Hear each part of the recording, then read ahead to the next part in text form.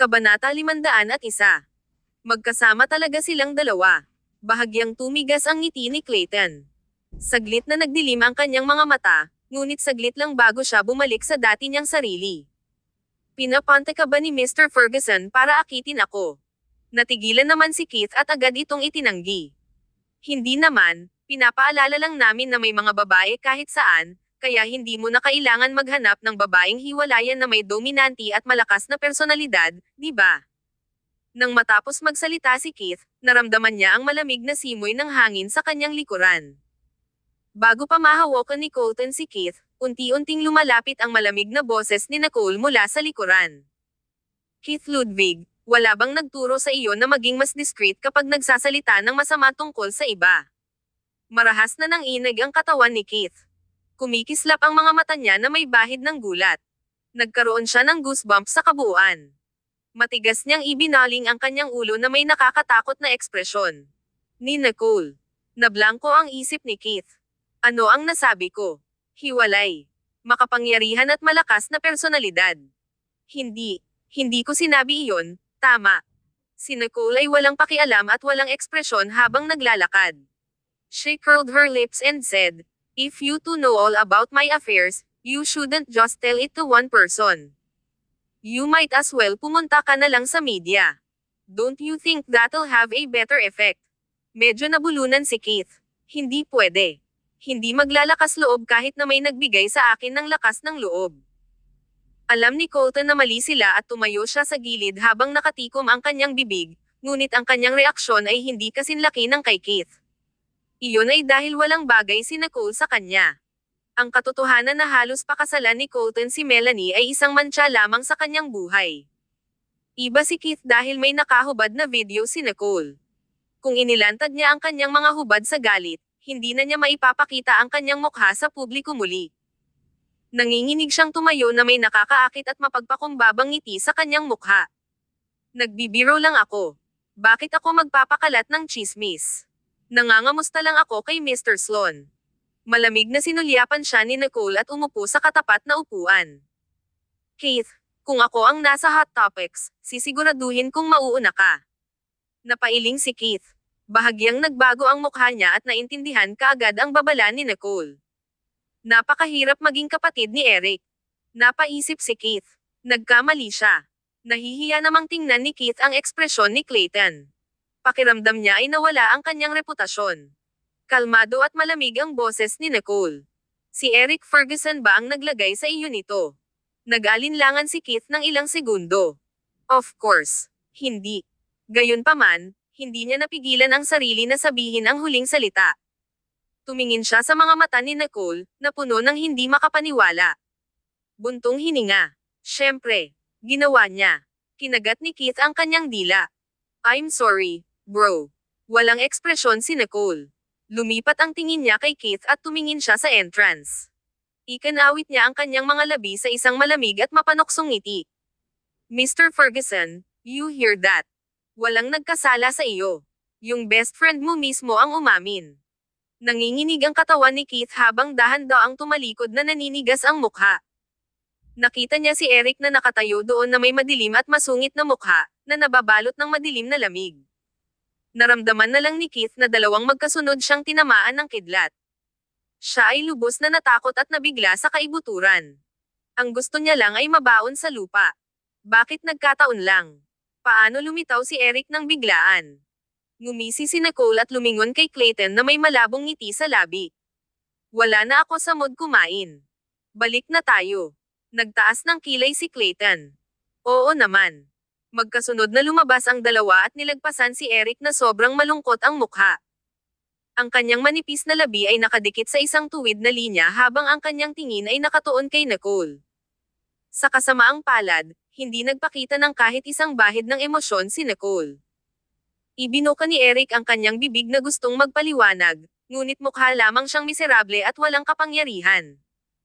Nakakuyom ng mahigpit ang mga kamao niya sa magkabilang gilid at naninigas ang katawan.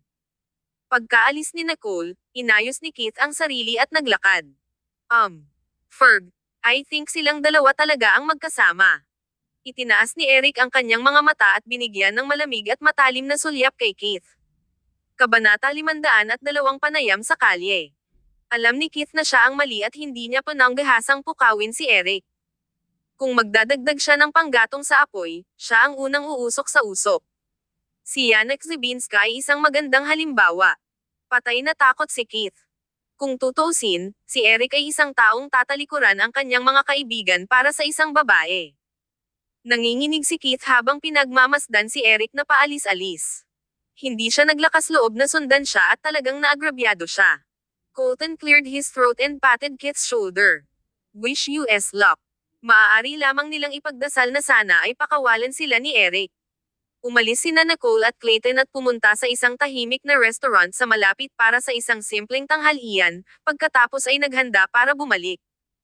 Dahil nauna nang umalis ang driver, nagpasya silang maglakad pabalik ng sabay. Pareho silang sobrang nakakaakit ng mata na may parehong kakaibang aura. Maraming dumaraan ang nakakita sa dalawa at naiinggit sa kanila. Nang dumaan sila sa Universidad ng Atlanta, naramdaman nila ang kapaligiran ng kabataan sa kolehiyo. Ang isang grupo ng mga mag-aaral ay tila kinukunan ng isang uri ng panayam sa kalye, at maraming mga mag-aaral ang naghihintay na makapanayam. Sina Nicole at Clayton ay hindi sinasadyang dumaan sa kanilang filming site. Ang mga nakamamanghang mukha nila ay nakunan ng matatalas na mata ng interviewer. Excuse me, pareho ba kayong estudyante dito? Dalawang babaeng estudyante sa kolehiyo ang nakatayo sa harap ni Nicole at Clayton, na sa wakas ay natanto na sila ay tinawag. Medyo natuwa si Nicole at malumanay na ngumiti sa kanila. Ano ito? We're interviewing passers-by. Can you guys please spare a minute for this interview? Ang mga babae ay tumingin kay Clayton na may isang kumikinang at sambahin na tingin. Halos hindi na nila mapigilan ang kanilang excitement. Gayunpaman, ang pagwawalang bahala ni Clayton ay nagparamdam sa kanila na sila ay masyadong nabigla. Nang makita nila si Nicole ay lalo silang natuwa. Si Nicole ay mukhang kasing edad nila, ngunit maganda ang pananamit niya at maamo ang ugali. Siya rin ay hindi kapani-paniwalang maganda. Naisip nila, parang pamilyar ang babaeng ito. Celebrity ba siya? Gayunpaman, hindi nila maalala kung sino si Nicole. Seryoso, sinsero, at banayad ang mga mata ni Nicole habang nakangiting nakatingin sa kanila. Walang bahid ng puot o inis. Sa isang iglap, nalipat ang tingin ng lahat mula kay Clayton patungo kay Nicole. Okay lang ba? Umaasang tanong ng dalaga kay Nicole habang namumula. Bagamat wala kaming maraming tagahanga, ipinapangako namin na hindi namin basta-basta ay i-edit ang video at hindi kami magdadala sa iyo ng anumang masamang chismis. Narinig ito ni Nicole at napangiti. Oo naman, pero 1 minuto lang ha. Nagustuhan niya na wala silang maraming tagahanga. Napakaraming vlogger sa paligid, at daan-daang mga tagahanga ay talagang wala. Sigurado rin si Nicole na hindi siya kinikilala ng mga babae bilang sikat na Nicole Stanton. Tuwang-tuwang tumango ang mga estudyante at tumingin kay Clayton na may pag-aalala. Maaaring itigil ng boyfriend mo ang sarili niya. Sumagot kaagad si Clayton, hindi na kailangan iyan. I don't mind. Napataas ang kilay ni Nicole at ayaw nang magpaliwanag pa. Nagtanong ang estudyante, kung gayon, maaari ko bang itanong, ano ang nagpasya sa iyo na talikuran ang iyong dating relasyon? Saglit na natigilan si Nicole. Napangiti siya at naisip, no wonder gusto nilang iwasan ito ni Clayton. Ito ay talagang medyo awkward. Gayunpaman, hindi ito awkward para sa kanya.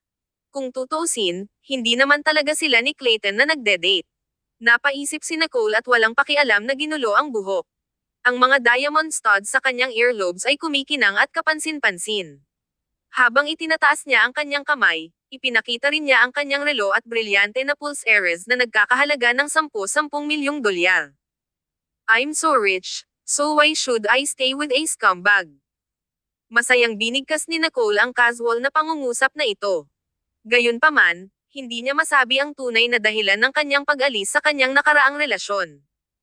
Sa katunayan, ito ay dahil sa pagkabigo na paulit-ulit niyang naramdaman. Walang imak ang mga estudyante. Tama. Nakita ng lahat na mayaman siya.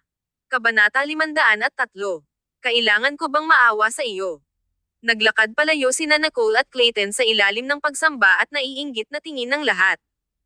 Ang sagot ni Nicole ay isang casual na pahayag, ngunit ito ay angkop sa kanyang pagkakakilanlan at pananamit. Mukhang naiinggit ang babaeng estudyanteng nag-interview kay Nicole at ibinalik ang tingin sa camera. Dear fans, narinig niyo ang sagot ng dalagang ito. Sana magkaroon tayo ng lakas ng loob na magpaalam sa ating mga ex. Natapos ang video. Nakatanggap si Nicole ng tawag ng makabalik sa opisina, kaya inakay siya ni Clayton pabalik sa entrance. Magkita tayo sa susunod. Tumanggo si Nicole. May naisip siya at nag-aalangan na nagsalita, Mr. Sloan, actually, hindi kasinungalingan ang sinabi ni Keith Ludwig kanina. Gusto niyang samantalahin ang pagkakataong ito para linawin ang mga bagay-bagay para umatras siya. Humalaklak si Clayton. Nakakaawa ang mga tumitingin lang sa nakaraan ng isang tao. Medyo nalulungkot ako na parang wala kang tiwala sa akin. Nagtaas ng kilay si Nicole. Sa oras na ito, muling nagring ang kanyang telepono, humihimok sa kanya. Sinulyapan niya ito at nagpaalam kay Clayton bago pumasok. Ano ito? Boses ni Logan ang nanggaling sa telepono. President, Joy Harrison from Harrison Corporation is here with Ivy Harrison. Inalis ni Nicole ang isa sa mga proyekto ng Harrison Corporation para turuan ang mga Harrison ng leksyon. Dahil siya ay nagkaroon ng malapit na pakikitungo sa Sheldon Corporation, ang arch-rival ng Harrison Corporation, ang mga Harrison ay hindi maaaring umupo ng walang ginagawa. Inaasahan niyang lalapit sila sa kanya, ngunit hindi niya inaasahan na darating sila ng ganoon kaga. Lounge. Pagdating ni Nicole, halos 2 oras nang naghihintay sina Ivy at Joy Harrison. Napaupo si Ivy sa gilid at nag-aalalang hindi nagsalita. Mukha siyang hindi mapakali. Sa kabilang banda, si Joy Harrison ay isang high society lady na nasa mas seryosong sitwasyon. Nakaupo lang siya at tinitigan ng masama si Ivy. Magulo ka. Di bale kung hindi ka manligaw ng mga lalaki, pero na-provoke mo pa ang mga maling tao. Pinalugi mo kami ng 10 milyong dolyar at ngayon, kailangan ko pang panasan ang nagawa mo. Kung ikaw, hindi mo maibabalik ang proyektong ito, mapapaalis ka sa pamilya Harrison. Mariing kinurot ni Joy ang braso ni Ivy at nagngangalit ang mga ngipin. Habang tinitignan ni Joy si Ivy, mas lalo siyang nakaramdam ng inis. Hindi tinanggap ang pagkakaroon ni Ivy. Ang ina ni Ivy ay isang may bahay na gustong maging karapat-dapat na asawa ni Eli Harrison sa pamamagitan ng paggamit ng hindi pa isinisilang na sanggol sa kanyang sinapupunan upang palayasin ang ina ni Joy, na legal na ikinasal na asawa ni Eli. Gayunpaman, hindi seryoso si Eli Harrison sa kanyang may bahay. Pagkatapos gumawa ng komedya ang ina ni Ivy, nagalit siya sa asawa ni Eli, nawalan ng trabaho, at bumalik sa kanyang bayan upang ipanganak si Ivy. Nang makitang babae ito, walang pakialam si Eli kay Ivy. Dahil ang ina ni Joy ay anak ng isang mayamang pamilya at ang nanay ni Ivy ay sekretarya lamang ni Eli, ang isang matalinong negosyanteng tulad ni Eli ay alam kung sino sa kanila ang pipiliin. Walang lakas ng loob na sumagot si Ivy. Pulang-pula ang kanyang mukha, at may luha sa kanyang mga mata, ngunit ibinaba niya ang kanyang ulo para tiisin ang mga panlalait at pang-aabuso ni Joy. Kung hindi inagaw ni Nicole ang proyektong iyon, hindi sana magagalit sina Eli at Joy Harrison. Narinig ni Nicole, na nakarating sa pinto, ang mga salitang ito at nakataas ang isang kilay. Nagkibit-balikat si Logan at ipinahiwatig na ito ang narinig niya nitong nakaraang 2 oras. Binuksan ni Logan ang pinto para kay Nicole, na pumasok. Maingat niyang pinaalalahanan ang mga Harrison. Miss Harrison, sorry kung pinaghintay kayong dalawa. Parehong natigilan sina Ivy at Joy. Agad na nagbago ang mukha ni Joy. She put on an ingratiating smile at tumayo para makipagkamay kay Nicole. Miss Stanton, marami na akong narinig tungkol sa iyo. Mas maganda ka kaysa sa sinasabi nila. Ngumiti ng mahina si Nicole. Salamat, Miss Harrison. Ano ang utang ko sa pagbisitang ito? Wala siya sa mood na makipagpalitan ng kasiyahan sa kanila. Saglit na naniga si Joy at nagpakawala ng natural na tawa. Hinailan niya ang braso ni Ivy at sinabi namin sa kanya na magtrabaho ng mabuti at matuto ng mabuti mula sa iyo, Miss Stanton, ngunit ang babaeng ito ay nagdulot pa rin ng maraming problema sa iyo noong siya ay nagtatrabaho sa Stanton Corporation. Nalaman ng aking ama at siya ay sa sobrang galit niya ay na-hospital siya. Inutusan niya akong dalhin siya dito para humingi ng tawad sa iyo. Si Ivy ay mukhang nahihiya at nanghihina na may luha sa kanyang mga mata na malapit nang bumagsak. Nakakaawa at agrabyado ang itsura niya. I'm sorry, Miss Stanton, kasalanan ko ang lahat. Parang kinailangan siyang kawan ng buong mundo. Kung hindi, ang mundo ay tila malupit. Kabanata 504. Lumuhad at humingi ng tawad. Sinulyapan siya ni Nicole at pinulupot ang kanyang mga labi sa isang malamig na ngiti. I believe you know what she did and that my counterattack is justified. You should understand that an apology is not need, right? Iniangat ni Ivy ang kanyang ulo na may hindi makapaniwalang gulat at panlalamig sa kanyang mga mata.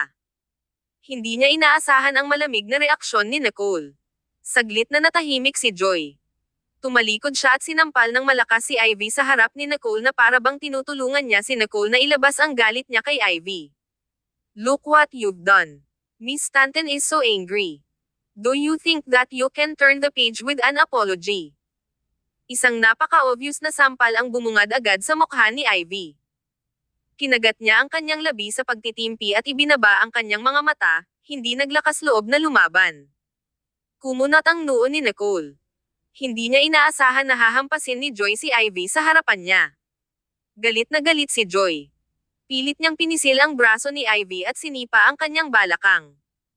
Lumuhad ka at humingi ng tawad kay Miss Stanton. Nang marinig iyon, natigilan si Nicole. Pati si Ivy ay nanigas sandali. Teka, bakit ka nag-aalangan? May nagawa kang mali, kaya bakit ka umaagrabyado? Walang humpay na udyok ni Joy.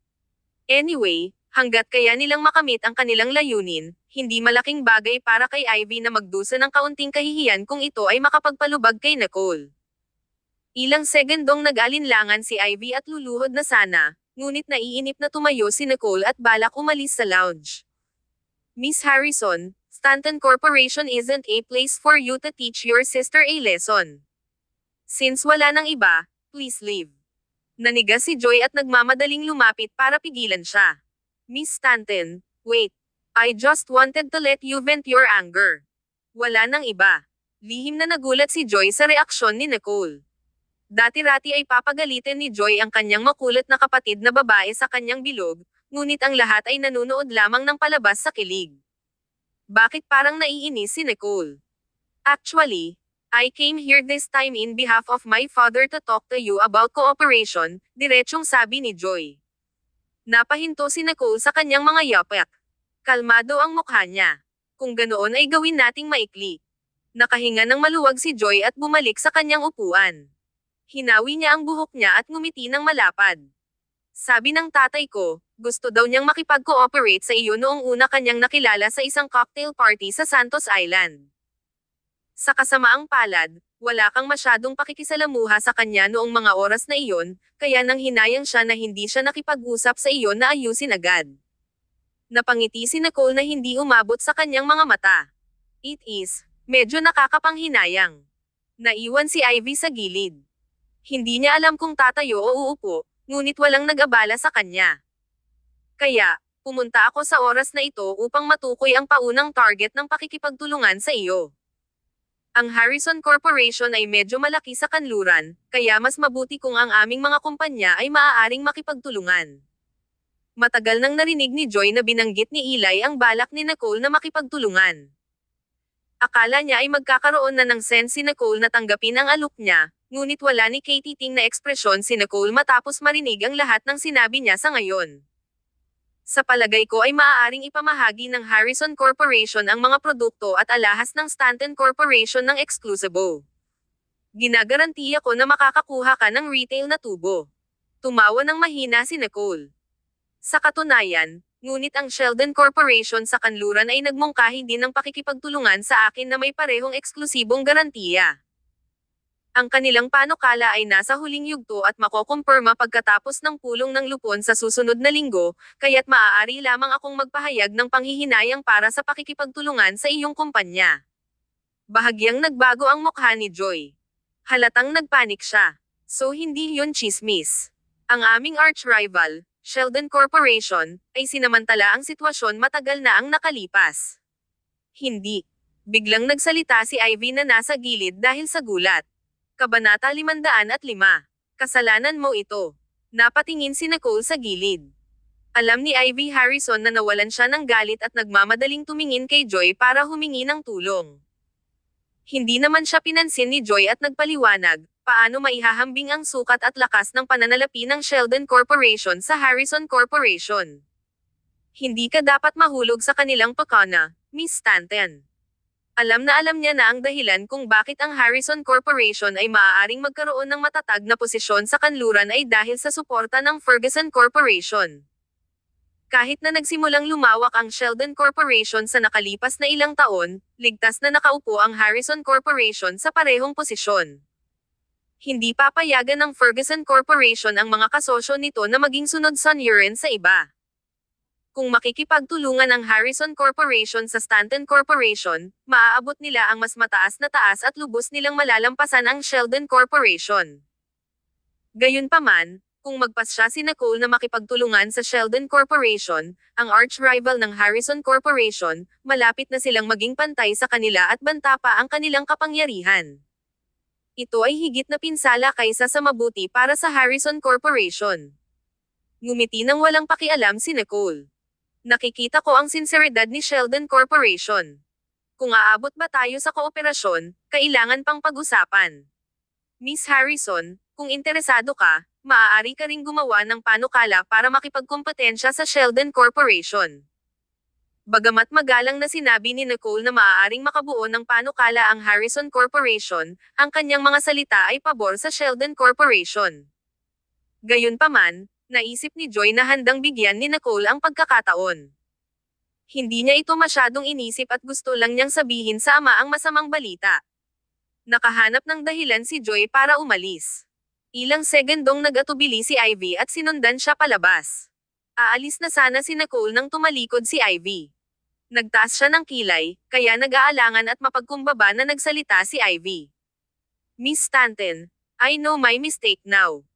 Can you please be magnanimous to let go of that project na inagaw mo sa Harrison Corporation?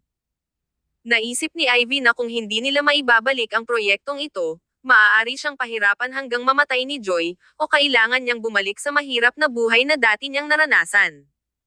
Hindi niya nais na maging isa sa mga katamtamang babaeng uring manggagawa.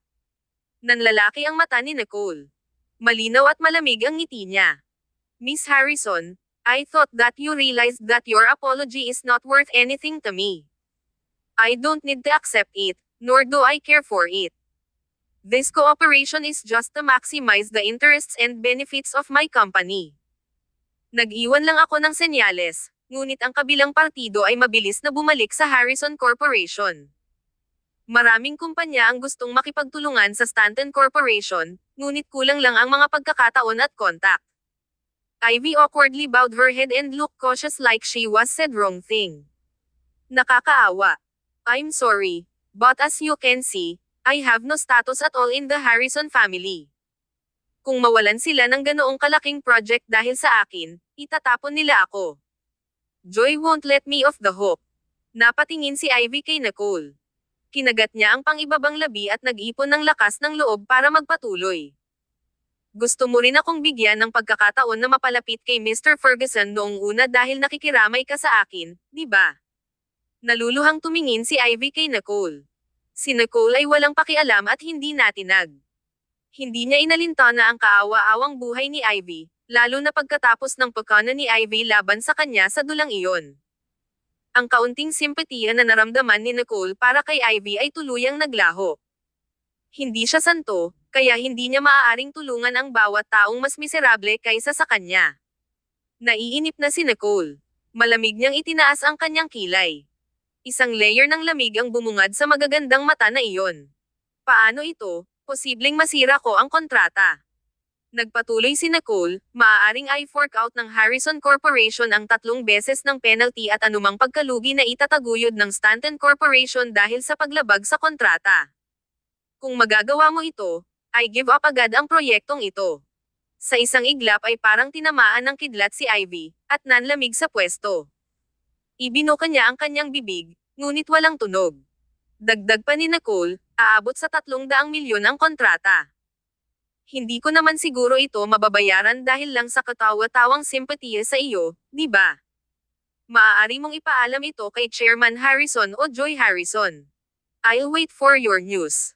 Pagkatapos noon, nilumpasan ni Nicole si Ivy para umalis. Sigaw ni Ivy sa kawalan ng pag-asa. This money is nothing to you. Bakit kailangang pasanin ito ng Harrison Corporation?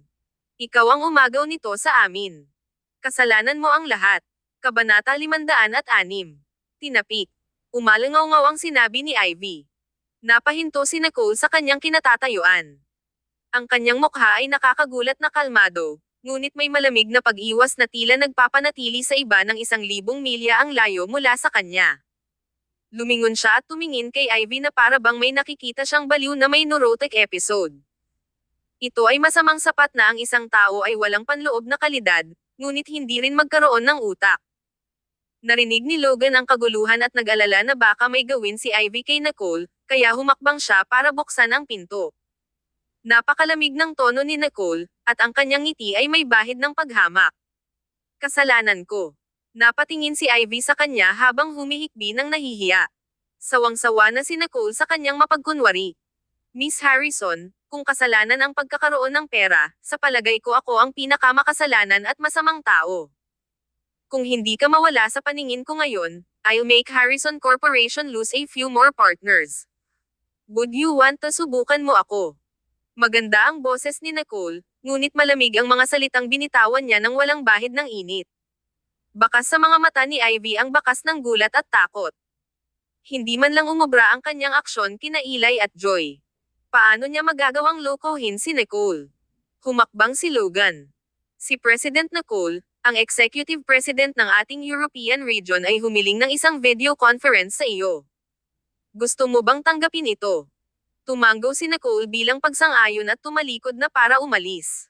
Tiningnan ni Logan si Ivy at tahimik na nakahanap ng bodyguard para ihatid siya palabas. Ang pananakot ni Nicole ay umaalingaw-ngaw pa rin sa tenga ni Ivy, kaya hindi siya naglakas loob na manatili at iniwan ang Stanton Corporation na nasa pagitan ng kanyang mga binti ang buntot. Sa loob ng ilang magkakasunod na araw, nagsimulang makipagtulungan ang Harrison Corporation sa Stanton Corporation. Casual na may nakausap si Nicole at hindi nagbigay ng masigasig na tugon. Dumating ang kaarawan ni Miles Cavanaugh. Nagplano si Nathaniel na magsagawa ng birthday party para sa kanya at nag-imbita ng ilang kaibigan, kasama na si Nicole. Pagdating niya sa club na napagkasunduan nila, marami nang kumakanta at sumasayaw. Bati ni Nicole sa kanila.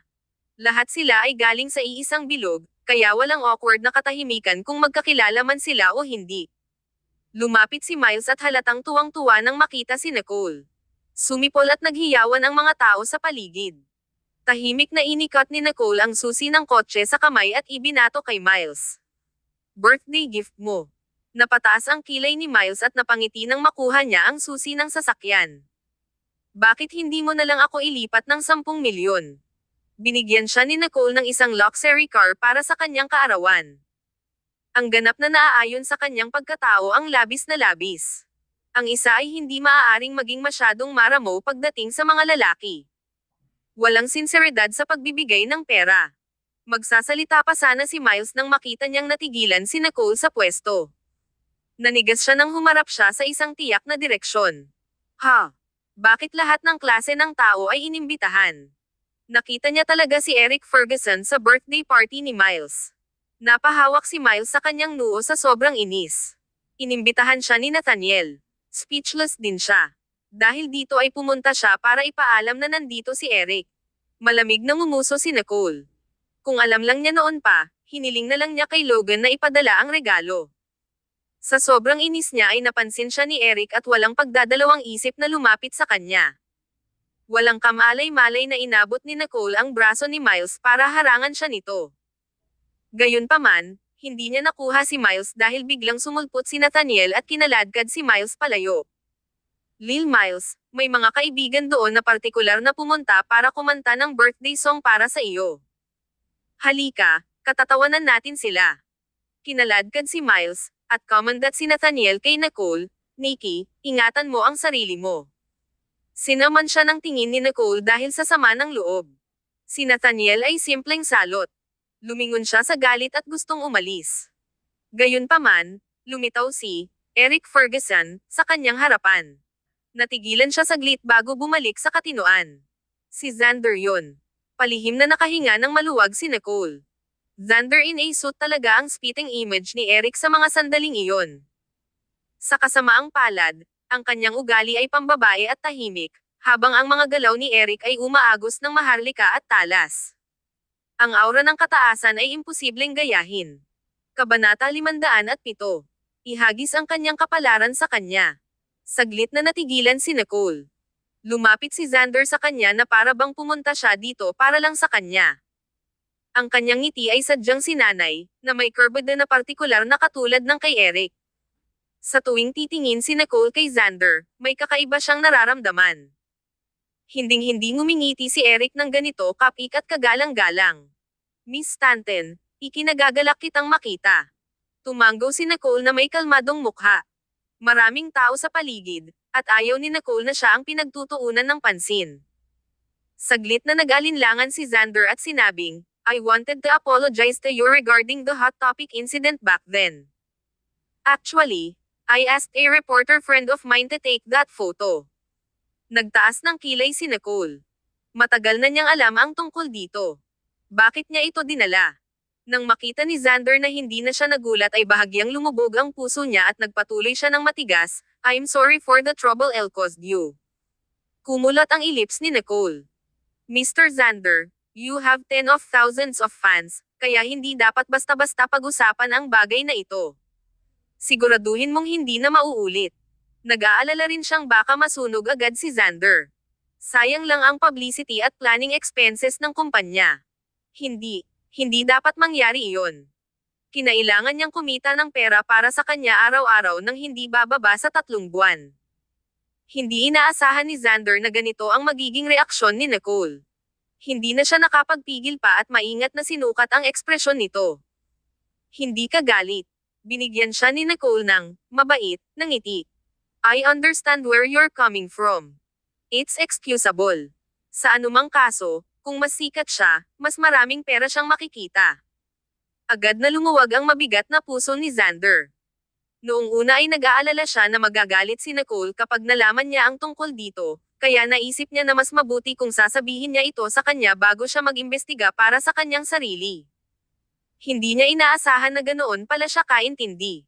Siya ay ganap na naiiba mula sa hindi malapitan at malamig na si Nicole Stanton mula sa mga alingaw-ngaw. Naisip niya na marahil ay dahil sa sobrang kahawig ng mukha niya sa taong iyon. Kaya naman nagkaroon siya ng espesyal na pagtrato. Nakangiting humakbang paarap si Xander. Dahil marami na siyang nakontak sa entertainment industry nitong mga araw na ito, hindi na ganoon kalamag at malayo ang kanyang ngiti. Mas makamundo at mapagpakumbaba ang itsura niya ngayon. Narinig niya ang chismis na naging maayos ang karera ni Fabian pagkatapos niyang mapalapit kay Nicole Stanton, at nakuha ni Fabian ang anumang mapagkukunan na gusto niya sa pamamagitan lamang ng pagsasabi ng salita. Lahat ng tao sa bilog ay naiinggit sa kanya. Miss Stanton, kakapasok ko lang sa bilog na ito, kaya nasa unfamiliar waters pa rin ako. I need your advice and guidance in the future. Ang implikasyon ay gusto niyang si Nicole ang maging backer niya. Kahit na dahil lang sa mukha niya, willing siyang maging stand-in. Oo naman. Desididong wika ni Nicole. Lumalim ang ngiti ni Xander. Pumayag ba si Nicole na itago siya? Maraming tao sa paligid, kaya natural na kailangan niyang ipaalam ito sa lahat. Sinubukan niyang abutin ang kamay nito, ngunit agad na napaatras si Nicole bago niya ito mahawakan. Ang kanyang mga mata ay malamig at nakabantay. Layuan mo ako. Nanigas si Xander. Tumalikod na si Nicole para maglakad palayo, ngunit wala pang 2 hakbang, tumalikod na naman siya at naglakad palapit sa kanya. Ang lalaking lumabas sa likod niya ay si Eric Ferguson. Saglit na natigilan si Xander sa kinatatayuan, hindi alam kung paano magre-react. Walang ekspresyon na hinawakan ni Nicole ang braso ni Xander, ngunit napakaamo ng boses nito. Mr. Xander, sumunod ka sa akin. Hindi kita trituhin ng masama. Sa sandaling iyon, biglang naramdaman ni Nicole na siya ay isang malupit. Si Xander ay parehong nasa sabik at natatakot. Nakatayo siya doon na nagpupumiglas sa loob, hindi maigalaw ang kanyang mga paa. Ang makapangyarihang aura ng lalaking nasa likuran niya ay hindi maaaring baliwalain. Nakaramdam siya ng lamig na parang nasa sukdulan ng kamatayan, na hindi na siya makahinga. Hayaan mo. Napakalamig ng boses ng lalaki sa likuran niya. Ito ay mas malamig kaysa sa napakalalim na kailaliman, at ang banta ay tila sumalakay sa kanyang mga baga. Alam na alam ni Xander na ang pinakamagandang gawin ngayon ay makinig kay Nicole. Hindi naging madali ang makipagtalo sa isang mayamang babae, kaya hindi niya ito basta-basta na lang pakakawalan. Gayunpaman, tumanggi ang kanyang katawan na makinig sa kanya. Nang marinig ni Xander ang dalawang salitang iyon, humiwalay siya at umatras ng 2 hakbang. Pagkatapos, tumakas siya sa eksena. Yung bilis, yung reaction. Sa sobrang bilis ay kahit si Nicole ay hindi maiwasang mamangha. Kabanata 508. I'll make it up to you. Lumapit ang mga yabag ni Eric. Basura. Ang casual na binigkas na salita ay parang invisible pressure sa ulo ni Xander, dahilan para hindi siya makalaban. Naramdaman ni Xander na huminto sa pagpigil at mabilis na tumakbo palayo na may maputlang mukha. Maaari siyang bumalik at makipag-cozy ulit kay Nicole mamaya, ngunit hindi niya magawang saktan si Eric Ferguson. Walang pakialam si Nicole sa pag-alis ni Xander. Hindi niya inaasahan na ang isang kapatid na tulad niya ay magkakaroon ng ganoong kalakasan, ngunit hindi rin niya inaasahan na tatakbo ito ng ganoon kabilis. Casual niyang ginulo ang buhok niya at walang ekspresyong nilingon si Eric. You scared my man palayo, Mr. Ferguson. May kaya ka talaga, ano? Malalim at madilim ang mga mata ni Eric, at may bahagyang emosyong pinipigilan sa loob. Hindi masabi ni Nicole kung ano iyon, at ayaw din niyang alamin. Gayunpaman, pinanood niya ang mga gilid ng mga mata nito na namumula. Ang kanyang mga labi ay mapatla at may sakit, kaya ang kanyang pag-uugali ay tila mahina kaysa karaniwan. Babayaran kita. Mababa at paos ang boses niya. Ano? Hindi niya maintindihan. Humakbang si Eric at tumaas sa itaas niya. Kitang-kita niya ang matinding lungkot na namumuo sa pamumula ng mga mata nito. Makakabawi ako sa pamamagitan ng pagbibigay ng sarili ko sa iyo. Willing si Nicole na tanggapin ang kamukha niya. Bakit ayaw niyang tanggapin siya? Nang tingnan ni Eric ang hamak na pagtatangka ng double na iyon na i-ingratiate ang sarili sa kanya, sobrang naiinis si Eric na gusto niyang sipin si Xander. Gayunpaman, hindi niya maiwasang makita kung papayag si Nicole sa isang double na kamukhang kamukha niya. Oo naman, siya nga.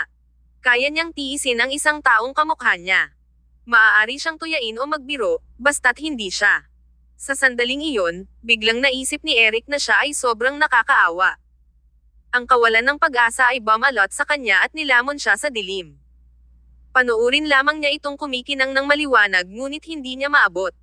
Naglakas loob pa ang maldita na kamukhang iyon na lumapit sa kanya at tinitigan siya ng may katakawan at pagnanasa sa mga mata nito. Hindi na nakatiis si Eric. Mahinang ngumuso si Nicole. Nanlamig ang mga mata nito nang tumingin sa kanya. Hindi kita kayang bayaran.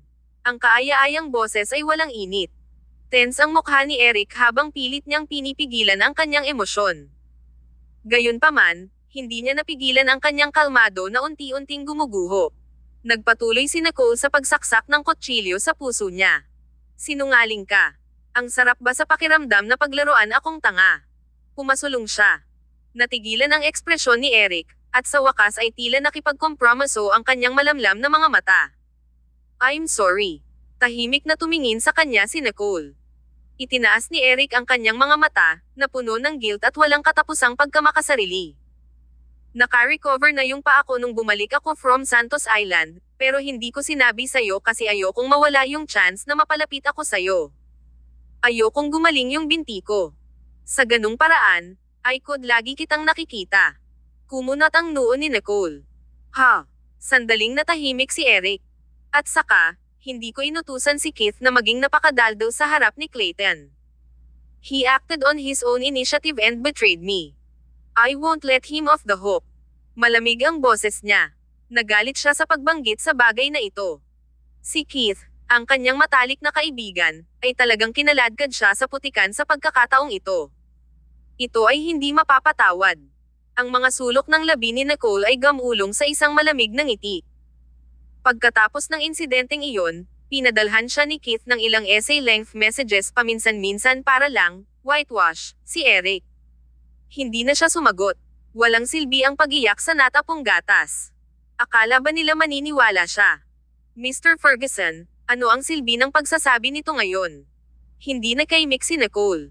Kung hindi niya nalaman na gumaling na ang binti nito, hanggang kailan pa ba siya magpapanggap? Kabanata 509. Gawin siyang sisihan. Lubog at madilim ang mga mata ni Eric habang nakatingin sa kanya gamit ang kubrekama. Nagsisi na siya sa pagsisinungaling niya kay Nicole, pero paano niya ito makakabawi? Hindi na siya nilinggan ni Nicole at nilagpasan siya. Sa anumang kaso, hindi na niya kailangan pang magtago sa kanya, kaya tumambay na lang siya sandali bago umalis. Pinanood siya ni Eric na umalis na parang mga estranghero. Parang bumalik ang kanilang relasyon sa panahon na kakahiwalay pa lang nila. Ang lamig na iyon ay maaaring magpalamig sa puso ng isang tao. Gayunpaman, naglagay siya ng labis na pagsisikap upang unti-unting ayusin ang kanilang relasyon sa isang bagay na normal. Paano na lang siya nanonood habang siya ay bumalik sa square one? Ilang hakbang pasulong si Eric at sinubukan siyang habulin, ngunit biglang tumakbo mula sa likuran niya ang isang lalaki sa sobrang takot. Eric, makinig ka sa akin. Bakit hindi mo sinasagot ang mga tawag ko? Si Keith iyon. Simula nung insidenteng yon, hinaranggan na ni Eric si Keith. Handa siyang hindi na muling makikita si Keith. Si Keith ay hindi maghintay ng tama sa kanyang nalalapit na kamatayan. Hindi nakuha ni Eric ang kanyang kumpanya, na nangangahulugan na iiwan niya si Keith ng ilang pagkakataon. Kung tutuusin, malapit silang magkaibigan. Hindi siya katulad ni Janek Zibinska. Mabuti silang magkapatid. Laging sumasali sa saya si Keith tuwing may nangyayari sa bilog. Nag-aalala siyang hindi niya makilala si Eric dahil hinarang siya ng huli, kaya agad siyang tumakbo nang mabalitaan niyang dadalo si Eric sa birthday party ni Miles Cavanaugh. Hindi siya ganoon kadedikado kahit noong naghahabol siya ng mga palda noon. Nawala si Nicole nang magambala si Eric. May kirot sa puso ni Eric habang malamig na sumulyap kay Keith na naabutan siya. Nakakapanghina ng paningin. Pakiramdam ni Eric ay masyado siyang maluwag kay Keith. Maganda ang pananamit ni Keith at kamukha ng tipikal na bata ng walang kwentang trust fund. Ang casual niyang ugali ay ibang-iba sa estilo ni Eric. Nakangiti siyang pumunta. Eric, nadulas ba ang daliri mo at hindi sinasadyang naharang ko? Napakagandang dahilan. Sabi ni Eric, lumayo ka. Natigilan si Keith at nagnalit ang mga ngipin. Siya ay walang humpay. I already explained it to Nicole. Hindi ko talaga sinasadya. Natakot lang ako nung tinanong niya ako ng ganyan. You know that she has my nudes. Palihim niyang hininaan ang boses sa dulo. Kumunot ang noo ni Eric na may malamig at inis na tingin. So, ako dapat ang sisihin sa ginawa mo. Napaawang ang labi ni Keith at natahimik ng ilang segundo. I did it to drive a wedge between Clayton and Nicole for you.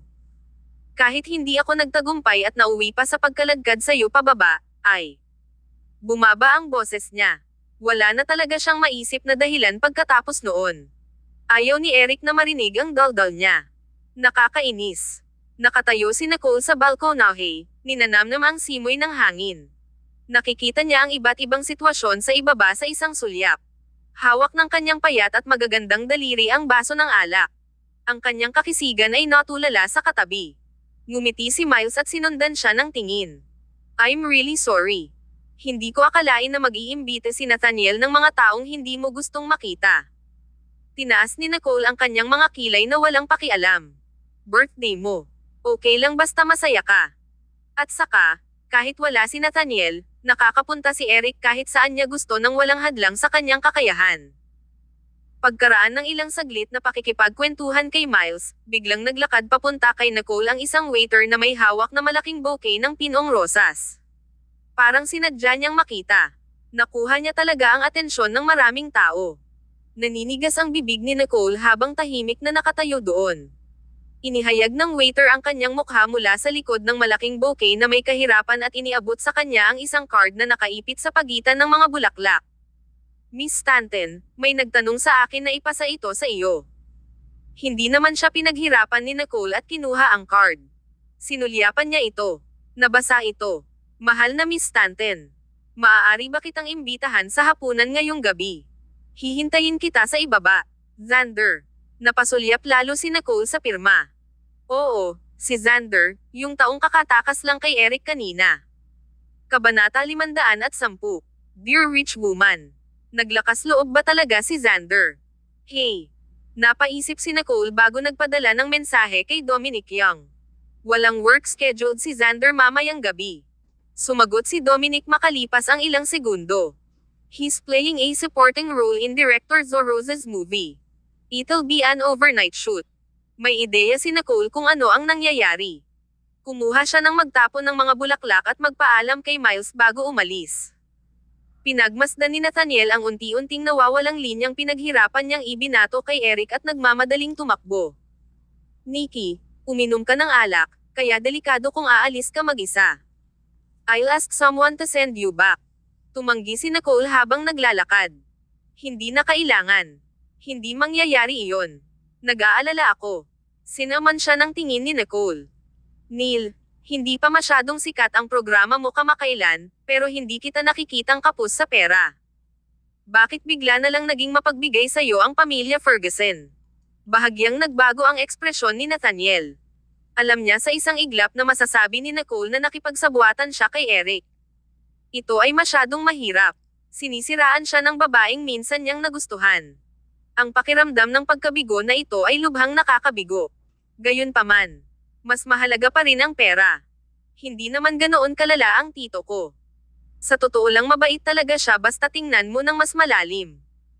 Huminto si Nicole at sinulyapan siya ng patagilid. Pasensya na, pero ayoko nang tingnan ng mas malalim. Hindi nakaimik si Nathaniel. Pinindot ni Nicole ang elevator button at bumaba. Tahimik na nakaparada sa gilid ng kalsada ang isang low-key second-hand van. Pagkaharap niya, bumukas ang pinto ng van at lumabas si Xander, excited na kamakaway sa kanya. Miss Stanton. Sa taas. Nakatayo si Eric sa balcony sa tabi ng elevator. Sa bintana, nakita niyang pumasok si Nicole sa sasakyan. Nakita din niya ang lalaki. Ang moldite na si Xander. Naging hindi kaaya-aya ang kanyang ekspresyon. Inalo siya ni Keith sa gilid. Eric, that guy can't compare to you at all. Don't be mad. Nicole must be deliberately trying to agitate you. Nakakatakot ang lamig ng boses ni Eric. Ibalik mo siya sa kung saan man siya nanggaling o tuluyan na siyang mawala sa paningin ko. Tumigil si Keith. That's not a good idea. I heard that he's signed under Dominic Young's Falcon Entertainment. Ang dami niyang fans while taking advantage of your popularity. Tsaka, ang Falcon Entertainment ay kay Kai Stanton. Ipinahiwatig niya na dahil ito ang kumpanya ni Kai, tiyak na kasali si Nicole. Nagdilim ang mga mata ni Eric. Sobrang hindi komportable ang kanyang dibdib. Wala siyang magawa at kailangan na lang itong tiisin. Napabuntong hininga si Eric. Ito ay purong pagpapahirap. Pumasok na si Nicole sa sasakyan. May isang hindi pamilyar na driver at isang payat na katulong na parehong magalang nang makita niya. Masayang ngumiti si Xander na para bang ang pagdating ni Nicole ay patunay na napakahalaga nito sa kanya. Miss Stanton, anong gusto mong kainin? Nagtaas ng kilay si Nicole. Wala ka bang trabaho ngayong gabi? Bago pa makapagsalita si Xander, nagpatuloy siya, tere sa set ng pelikula. Hindi ko pa napapanood. Biglang tumayo ang puso ni Xander, pero hindi niya masyadong pinakita sa mukha niya. Oo naman. Kung nakita ng direktor at producer si Nicole na kasama niyang naglalakad, hindi na niya kailangang ipaliwanag kung sino siya. Sa hinaharap, makukuha niya ang anumang gusto niya. Baka i-edit pa ang mga supporting roles sa mga pelikulang ginampanan niya para maging male lead na lang siya. Ang mga baguhan sa bilog ay unti-unting lumaki sa pagiging popular sa suporta ng ilang mayayamang babae at bigwig, ngunit kailangan lang niyang pasayahin si Nicole ng mag-isa. Ito ay simpleng tagumpay na nahulog sa kanyang kandanggan. Pwede tayong pumunta kahit saan mo gusto. Astig ang mukha ni Xander tulad ng kay Eric, pero hindi niya napigilan ang mapang-akit niyang ekspresyon. Nakakadiri. Sandaling natigil ang hininga ni Nicole sa galit. Kung nakita ni Eric ang eksenang ito, baka bugbugin niya si Xander hanggang mamatay. Nakakatuwa ang tinging iyon. Tahimik na tumalikod si Nicole, ayaw niyang tingnan. Hindi napansin ni Xander ang mood ni Nicole dahil sa sobrang sub-sub niya sa pangarap niyang maging bida magdamag. Kabanata 511. Ilang ulit. Ang filmang crew ni Xander ay nasa isang medyo matigas na kapaligiran. Maliit lang ang production, kaya hindi ganoon kataas ang budget. Ang lahat ng mga kondisyon ay medyo pasimula. Bumaba si Nicole sa van. May mga taong nakakalat sa paligid, masipag sa trabaho. Maliwanag at nakakasilaw ang mga ilaw, ngunit imposibleng makakita ng sino man ng malinaw. Napuno ng bulungan at mahinang reklamo ang paligid. Miss Stanton, bantayan mo ang iyong hakbang. Lumapit si Xander para tulungan siya. Ngumiti si Nicole ngunit casual na inalis ang kanyang braso at naglakad pasulong. Nilaybot niya ang tingin sa buong venue. Walang nakakakilala sa kanya dahil abala sila sa sarili nilang negosyo. Walang pakialam kung sino ang kara-rating lang. Dahil dito ay labis na hindi nasisiyahan si Xander. Tumikim siya ng 2 beses upang makaakit ng atensyon, at pinandilatan siya ni Nicole bago naglagay ng malumanay na ngiti. Panatilihin ang isang mababang profile kung sakaling tayo ay kinukunan. Natigilan si Xander at agad na napagtanto ang kaseryosohan ng bagay na iyon. Tumingin sa kaliwat kanan si Nicole, saka pumunta sa direktor. Ang direktor ay nakaupo sa tabi ng ilang mga makina na naka-standby na may hindi kasiya siyang hitsura sa kanyang mukha. Hoy, sino ka? Isang tao sa gilid ang nagpaalala sa kanya, at ang direktor ay nagtaas ng kanyang ulo.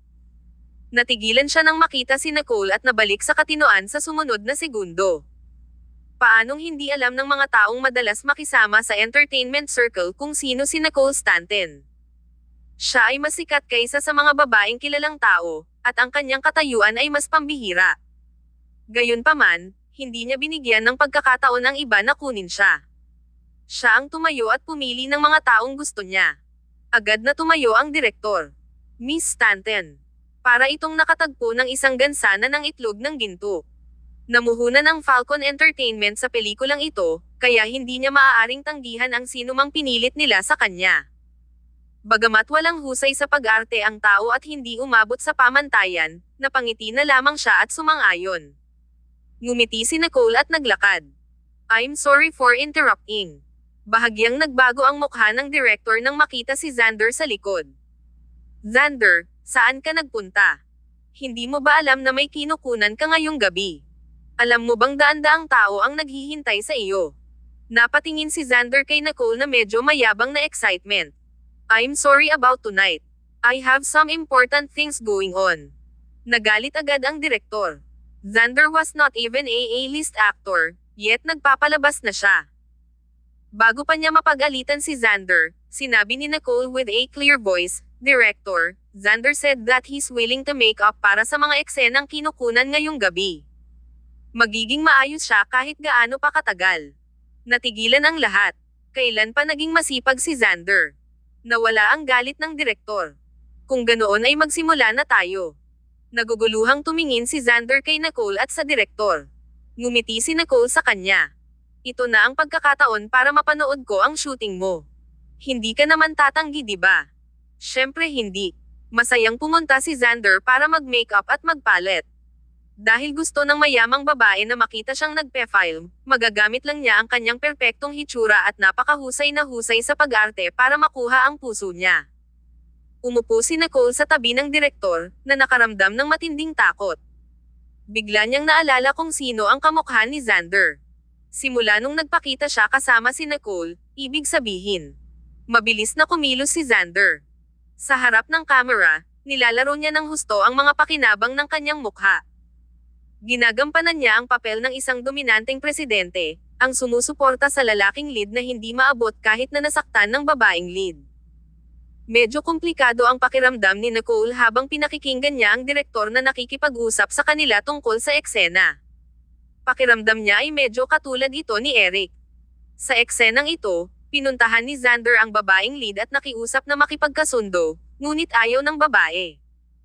Pagkatapos, sa kanyang pagkataranta, sinubukan niyang tumalon sa dagat para madamay ang puso ng babae para sa kanya. Matigas na binibigkas ni Xander ang kanyang mga linya at tumalon sa loob ng walang palm. Nagmura ang direktor sa ilalim ng kanyang hininga. Medyo maganda. Ulitin natin. Malamig, malamig ang tubig, at gabi na.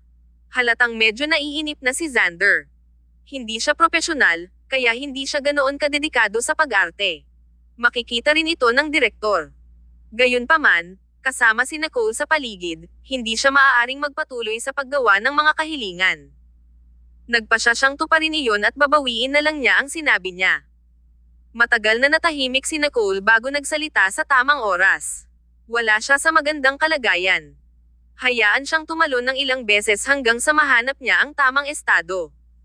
Kabanata 512. Her Money Tree. Nataranta ang direktor at ang crew. Ang relasyon ni Nicole at Xander na hindi nila pagkakaunawaan ay napawi sa mga sinabi ni Nicole. Natuwa ang direktor at agad na sumigaw, "Cut and start over." Tumingin si Xander kay Nicole para humingi ng tulong, ngunit umupo siya sa tabi ng direktor at walang pakialam na pinanood ang palabas. Pinag-aralan niya ang makina sa kanyang harapan. 2 beses. 3 beses. Inabot ng 11 take ang diving scene ni Xander bago pumasa. Muntik na siyang mabaliw sa lamig bago pa nasiyahan ang direktor para hayaan siyang makabalik sa pahinga. Kinalimutan pa niya si Nicole at umalis na nanginginig sa lamig. Pagod na pagod si Xander kaya hindi na niya maidilat ang kanyang mga mata. Ang direktor ay kasiya siyang tinawag ito ng isang araw at tumingin kay Nicole.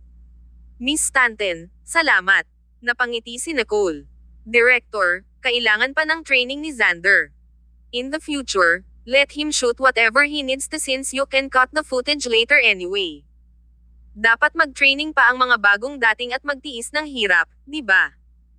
Ang pangungusap na ito ay tila hindi siya nagsisikap na manalo ng anumang mga benepisyo para kay Xander. Matalino ang direktor at naintindihan agad ang ibig sabihin ni Nicole. Naghintay ba si Pangulong Nicole dito ng napakatagal para lang sabihin ito? Malinaw na natukoy ang relasyon nila ni Xander. Lumapit sa gilid ang assistant ni Xander. "Miss Stanton, I'll ask the driver to send you back." Tumango si Nicole. "Huwag mong kalimutang gisingin si Xander in 3 hours. May commercial pa siyang kukunan." Itinuring niya ito bilang isang mayamang babae. Itinuring niya siya bilang isang puno ng pera. Nakuha nilang dalawa ang gusto nila. Tumango ang katulong ni Xander. Bagamat na-assign siya kay Xander bilang assistant niya, nagtrabaho siya sa Falcon Entertainment, kaya natural na alam niya kung sino ang tunay niyang amo. Pagod na pagod si Nicole nang bumalik siya sa Stanton Mansion. Naglalaro pa rin si Kai sa sala at tinignan siya ng kakaiba sa di malamang dahilan. May gusto siyang sabihin pero parang hindi na niya kailangan pang sabihin. Wala siya sa mood na mag-speculate sa mga iniisip ni Kai. Binuhat niya si Tiger, na lumulukso sa kanyang mga paa, at umakyat sa itaas para matulog. Kinaumagahan. Natulog siya sa isang pambihirang okasyon at nakita niya sina Floyd, Grant, at Kai na nakaupo sa silid kainan, naghihintay sa kanya pagkababa niya. Nagulat si Nicole. Nagtaas ng kilay si Kai. "Lil N, may tinatago ka ba sa amin?" Ito ba ay isang interogasyon? Nilaybot ni Nicole ang mga mata sa kanya at umupo sa bakanteng upuan sa tabi ni Floyd. "Marami akong tinatago sa'yo. Alin ang gusto mong malaman?" Nag-clear throat si Floyd, naglabas ng iPad, at nag-click sa isang video. Isang pamilyar na boses ang narinig. Isang babaeng estudyante ang nagtanong, "Then may I ask, what made you decide to give up your previous relationship?" "I'm so rich, so why should I stay with a basura?" Boses iyon ni Nicole. Bahagyang huminto ang kamay niya na inaabot ang tasa. Napasulyap siya. Isang pamilyar na larawan at isang pamilyar na boses. Tamad na sinabi ni Kai, nakaabot na ito ng 10,000 mga view. Kung hindi dahil sa napapanahong pagtuklas ng mga platform ng media, mabilis na nililimitahan ang trapiko, at nabura ang video sa oras, naging viral na ito ngayon. Tumango si Nicole. "It's just a sentence. What about it? Mabuti sana kung ikaw lang, pero nakatayo ka sa tabi ni Clayton Sloan at pinag-uusapan ang tungkol sa ex mo. Hindi ba iyon mag-isip-isip tungkol sa relasyon nyo?" Walang magawang sinulyapan ni Floyd ang kanyang anak. Matalino nga siya, pero kulang siya sa utak pagdating sa emosyonal na mga bagay. Sa video, tumayo si Clayton kasama si Nicole na napakagwapo. Mukha silang natural na pares. Nang sagutin niya ang tanong, tumabi siya at tumingin sa kanya ng may ngiti na puno ng lamang at pagmamahal. Mahirap para sa mga tao na hindi mag-isip tungkol sa kanilang relasyon. Kinuha ni Nicole ang kanyang mangkok at humigop ng sopas. Burahin mo na lang para hindi na magkagulo. Hindi naiwasang magtanong ni Grant, "Are you and Clayton serious about each other?" Ang inaalala nila ay hindi ang video, kundi si Clayton Sloan. Paano kung kami na? Kabanata 513. Magaling siya, parang maglakad na aso. Natigilan ang lahat ng magsalita si Nicole. Halos gumuho ang mga ekspresyon ng mukha nila. Hindi sila naging masaya. Nakatingin sa kanilang gulat na mga mukha, hindi mapigilan ni Nicole ang mapangiti habang idinagdag. Paano kung hindi kami? Ilang beses nagbago ang ekspresyon ng mukha ni Kai. Ikaw. Wag mo akong takutin ng ganyan. Tumawa si Nicole. Siyempre imposible. It was just a chance encounter. Nagkaisa silang lahat na nakahinga ng maluwag. Masalimuot ang emosyon ni Floyd habang binigyan niya ng masalimuot na tingin si Nicole. Alam kong nakikipagtulungan si Clayton sa atin, pero mas maganda kung hindi ka makisali sa kanya sa labas ng negosyo. Mukha naman siyang mabuting tao, pero gaano ba talaga siya kabait kung makakarating siya sa kinatatayuan niya ngayon? Ito ang unang pagkakataon na sinuri ni Floyd ang isang tao ng tahasan. Napangiti ng tahimik si Nicole. Ito ay isang perfunctory expression ng pagkilala. Sabi ni Grant, bakit hindi mo gawin ang isa pang proyekto at ipaubaya ang proyekto kay Clayton sa iba? Nilapag ni Nicole ang bowl. Hindi na kailangan. Alam ko ang ginagawa ko. Kinagat ni Kai ang kanyang dila. Huwag kang magpaloko. May anak si Clayton, at hindi kasing ganda ni Eric ang kondisyon niya. Kung kailangan kong pumili, hindi masama si Xander. Masunurin siya, matino, at ginagawa ang sinabi niya. Higit sa lahat, ikaw pwede mo na lang siyang paalisan ng pera kung pagod ka na sa kanya. Naging komplikado ang kalooban ni Nicole habang nakikinig. Bakit pakiramdam niya gusto nila siyang maging isang basura? Ganito ba ang uri ng tao na gusto ng pamilya niya? May mga pagdududa siya sa buhay niya. Tanong ni Floyd, sino si Xander? Dali-dali silang pinigilan ni Nicole at iniba ang usapan. Nga pala, ano ang ginagawa ng kumpanya para sa team building event ngayong taon? Napatingin si Grant sa kanya. Ang ordinaryong kawani ay gagawa ng mga pagsasaayos para sa kanilang sarili, at ang nangungunang tanso ay pupunta sa kanayunan para sa isang picnic. Gusto mo bang pumunta? Tumango si Nicole. Sure. We can invite the executives of other companies to join us. That'll also ease the competitive atmosphere. Ferguson Corporation. Pinanood ni Mitchell si Eric na nakaupo sa likod ng kanyang desk kasama ang kanyang iPad, pinapanood ang video na iyon. Ni-replay niya ito ng paulit-ulit ng 12-dosenang beses nang walang kaunting balak na huminto. Sa tuwing pinapanood niya ito, medyo nagdidilim ang ekspresyon niya. Paulit-ulit na umalangaw-ngaw sa malaking opisina ang sinabi ni Nicole. I'm so rich, so why should I stay with a basura? Para kay Nicole, isa lang siyang hamak. Siya, si Eric Ferguson, ay isa lamang hamak mula sa nakaraan. Masungit at pangit ang ekspresyon ni Eric, at napakakomplikado ng kanyang kalooban. Hindi niya alam kung malulungkot o magagalit. Bigla niyang naramdaman na ang tanging dahilan na lamang nitong mababanggit sa nakaraan ay wala na itong pakialam. Talagang nawala siya sa kanya. Ang sakit sa puso ay parang hindi mabilang na mga pinong karayom na tumutusok sa kanyang dibdib na walang pokus, na nagpapagulo sa kanyang puso at nagpapatuyo sa kanya. Lumipas ang minuto at oras. Ang temperatura sa opisina ay sobrang lamig. Palihim na iniangat ni Mitchell ang ulo para tingnan. Malamig at seryoso ang mukha ni Eric. Ang mga sulok ng kanyang mga mata ay may bahid ng pula, at ang magaganda at nakakapukaw ng kaluluwang mga mata ay bahagyang basa. Umiiyak ba siya? Nanginginig sa takot ang puso ni Mitchell nang magsimulang manhid ang kanyang mga binti. Bakit nakatayo pa ako dito? Susubukan ba niyang patahimikin ako dahil nakita niya ito? Habang nararamdaman niyang napunit sa loob, biglang binasag ni Eric ang katahimikan. That fool Toto. Kinuha niya ang pera ko pero wala siyang ginagawa.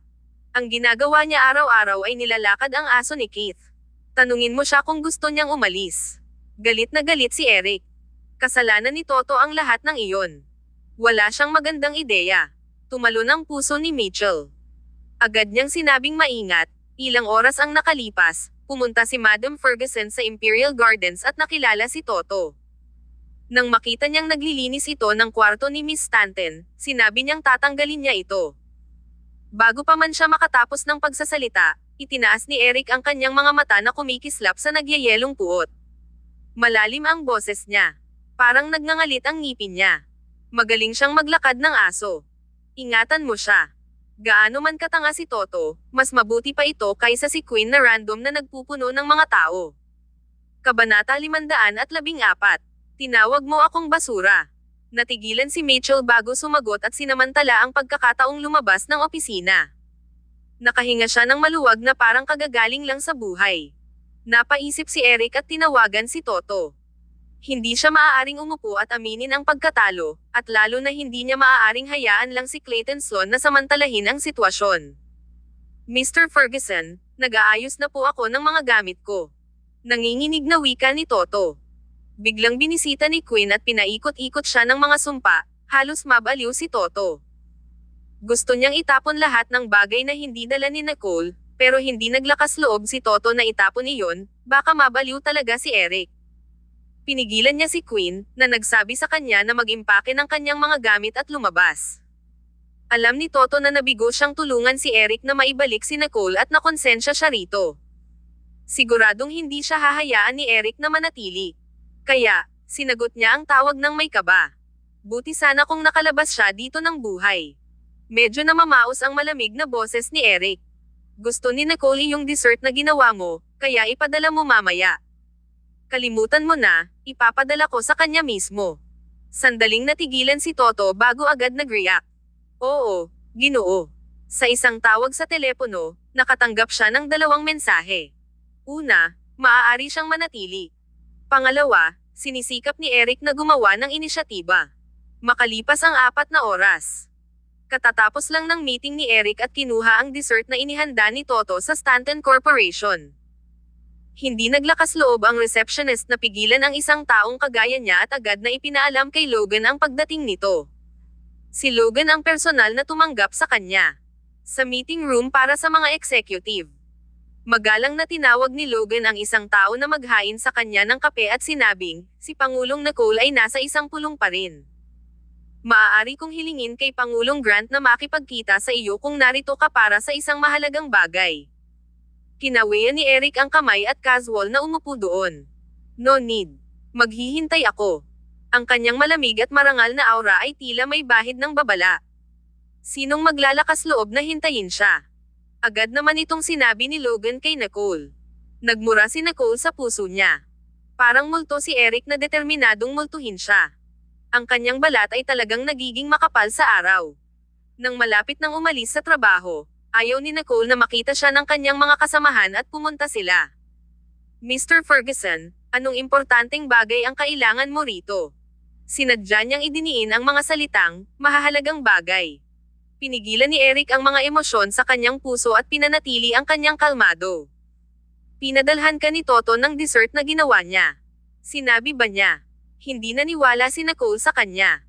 Paano maglakas loob si Toto na sabihin kay Eric kung ano ang gagawin? Walang maniniwala sa ganyang kalokohan. Ang kalmadong hitsura ni Eric ay hindi mukhang nagsisinungaling. Malamig na ngumiti si Nicole. Kung ayaw mong sabihin sa akin, I'll see you off.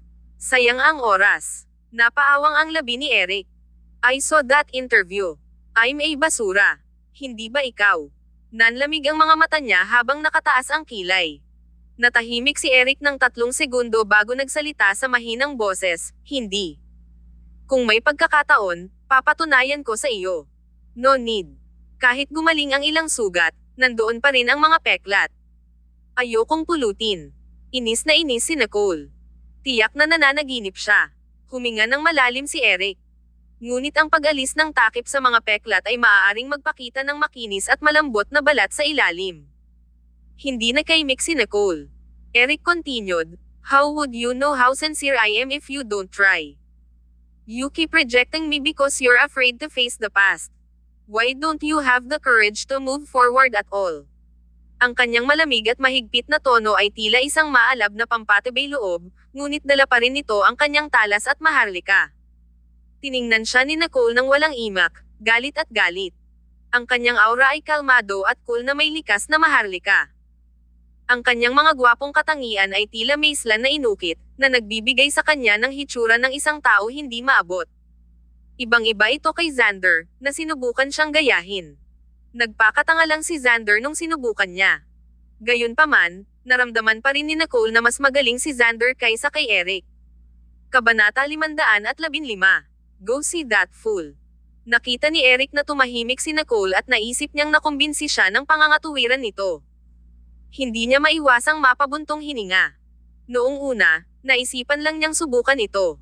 Ang kanilang relasyon ay hindi maaaring lumala pa rin. Hindi natin si Nicole kahit gaano pa siya kakumbaba at maingat. Mas lumayo pa ito sa kanya, kaya dapat ay prangka na lang siya. Lumalabas na ang pagiging makatwiran ay napakagandang bagay. Ang mga sulok ng kanyang bibig ay dahan-daang nagkurba sa isang maliit na arco. Medyo nakasimangot ito. Tumawa sa galit si Nicole sa sumunod na segundo. She looked up at him and said coldly, kahit gusto kong sumulong, depende sa tao. Kung ikaw, hindi ko nakakayanin. Nagngangalit si Eric at tiniis ito. Nakakainis. Gayunpaman, kailangan pa rin niyang tiisin. Talo na naman siya this time. Sa sobrang galit ni Eric ay hindi siya makapagsalita. Malamig na ngumuso si Nicole bago padabog na lumabas ng pinto. Nagtipon-tipon ang mga kasamahan sa hindi kalayuan sa pinto at nakinig sa away sa loob. Agad silang naghiwa-hiwalay nang mabuksan ang pinto. Tanging si Logan lang ang nanatili sa pintuan na may kalmadong mukha. President Nicole, handa na ang sasakyan. Bumalik si Nicole para tingnan si Eric. Hindi ka ba aalis, Mr. Ferguson? I'm busy, so I need to leave now. Nangako ako kay Xander na bibisitahin ko siya sa set ngayon. Nagtadges ang ngipin ni Eric habang nagdidilim ang mga mata. Matagal na siyang hindi nasisiyahan na iyon na kamukha niya. Ngayon, ang mga salita ni Nicole ay nagpapahid ng asin sa kanyang mga sugat. Just in time. I'll go visit the set as well. Mabigat ang tono ni Eric. Maaari rin siyang pumunta at makita ang tanggang iyon. Sinaman siya ng tingin ni Nicole. Eric added without a change of expression, pelikula iyan, di ba? Ferguson Corporation ang producer. Naisip ni Nicole sa sarili, ha, what a film. Sa set, ito na siguro ang millionth take ni Xander. Maging ang mga artista sa set ay hindi maiwasang magreklamo sa pagiging propesyonal ni Xander. Lumabas siya ng kalahating lutong at hindi makakilos, at naglakad siya na parang nasa isang fashion runway. Siya ay isang dominanteng presidente sa kanyang paraan upang iligtas ang pangunahing tauhang babae, ngunit siya ay kumilos ng may kalokohan at nag-shoot ng mga spark sa camera. Galit na galit ang direktor at sinabihan siyang paulit-ulit na magsanay ng kanyang positioning at camera sense sa harap ng lahat. Nagdusa si Xander ngunit hindi ito maipahayag. Gusto niyang magreklamo, ngunit sinabihan siya ng kanyang ahente na tiisin ito. Kung nandito lang si Nicole. Sinabi niya na siya na ang bahala sa kanya. Gayunpaman, nang kunin niya ang kanyang telepono, bigla niyang napagtanto na wala man lang siyang contact information ni Nicole. Ano ito? Wala man lang akong magawa. Pagkababa ni Nicole ng sasakyan ay nagsisi na siyang pumunta rito. Maraming fans at paparazzi na dumating dahil sa mukha ni Xander ang nakapalibot sa lugar. Hayagan lang na magpakita si Nicole dito dahil ayaw niyang kunan ng litrato ng palihim. Kaya, napunta siya sa mga mamamahayag. She put on a professional smile and waved gently, whispering to Logan, "Palabasin mo si Xander." Siya ang puno ng pera niya. Walang nakapansin na tahimik na umalis si Logan. Miss Stanton, nandito ka ba para bisitahin si Xander? Ngumiti si Nicole pero hindi sumagot. Alam ng mga mamamahayag na hindi siya bahagi ng entertainment circle at hindi siya nang ahas na maging masyadong tahasang mausisa at hukayin ang kanyang privacy. Kahit na curious sila, mas natakot sila. Pagkatapos ng lahat, nasa likod niya ang Stanton Corporation ni Nicole. Sa isang pagwagayway lamang ng kanyang kamay, maaari silang mawalan ng trabaho. Ang kakayahang mahuli ang isang dampi lamang ng kanyang kasikatan ay magiging tuktok na ng kanilang karera. Mas lalong naging out of hand ang itsura ni Eric. Iba siya sa malamig at aloof na imahe niya sa TV at sa mga magazine.